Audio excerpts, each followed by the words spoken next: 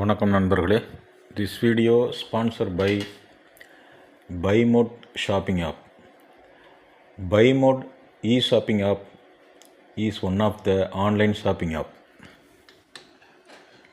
வணக்கம் நண்பர்களே. இன்றைய பதிவிலே நாம் காண இருப்பது என்னவென்றால், இசைஞானி இளையராஜாவை பற்றிய ஒரு செய்தி. இப்போல்லாம் இளையராஜாவை பற்றி பேசினாவே அது ஒரு பெரிய வைரல் விஷயமாக ஆகிடுது, ஒரு வைரல் மேட்டராக ஆகிடுது. ஏன்னா அவரை பற்றி தப்பாக பேசினாலும் வைரல் ஆகுது, அவரை பற்றி நல்லா பேசினாலும் வைரல் ஆகுது.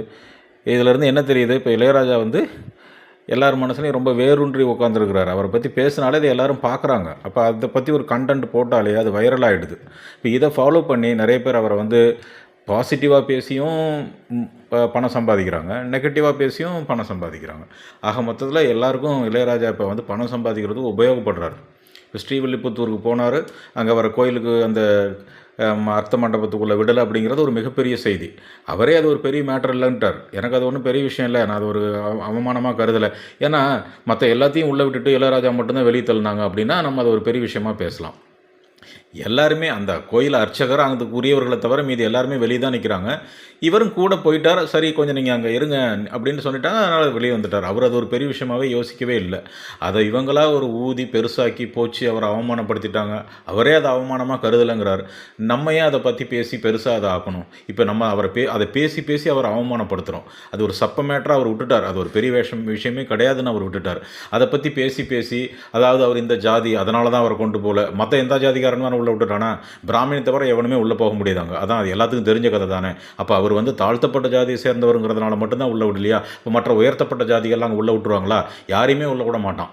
அப்போ இது இளையராஜா பற்றி விஷயமா பேசக்கூடாது. இது கோயில் கருவறைக்குள்ளே நுழையக்கூடாதுங்கிறது ஒரு பெரிய குற்றமாக அவங்க சொல்கிறத அந்த அந்த அந்த ஆதிக்க சாதியினுடைய மனநிலையை தான் நம்ம குற்றமாக சொல்லணுமே ஒழிய, இதை வச்சுக்கிட்டு இளையராஜாவை இவங்க இளையராஜாவுக்காக சப்போர்ட் பண்ணி பேசுகிறாங்களாம். உண்மையாக இவங்க சப்போர்ட் பண்ணவே இல்லைங்க. இவங்க இதை வச்சு இளையராஜாவை கேவலப்படுத்துகிறாங்க.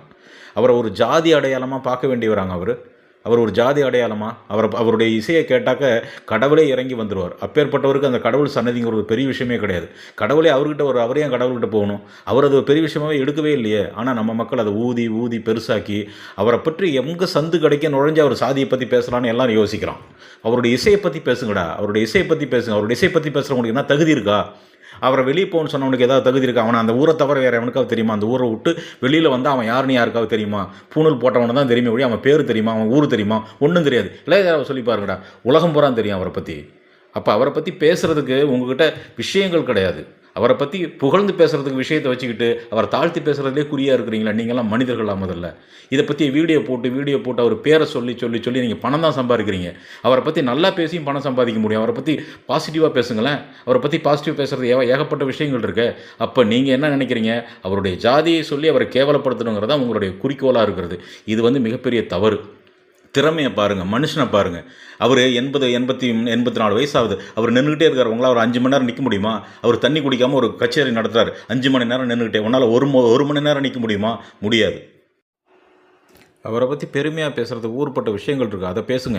அவரை பற்றி கொண்டாடுறதுக்கு ஊர்பட்ட விஷயங்கள் இருக்குது, அதை கொண்டாடுங்க. அதை விட்டுட்டு அவரை சிறுமைப்படுத்துறதுலேயே குறியாக இருக்கக்கூடிய இந்த மனிதர்களை என்னவென்று சொல்வது?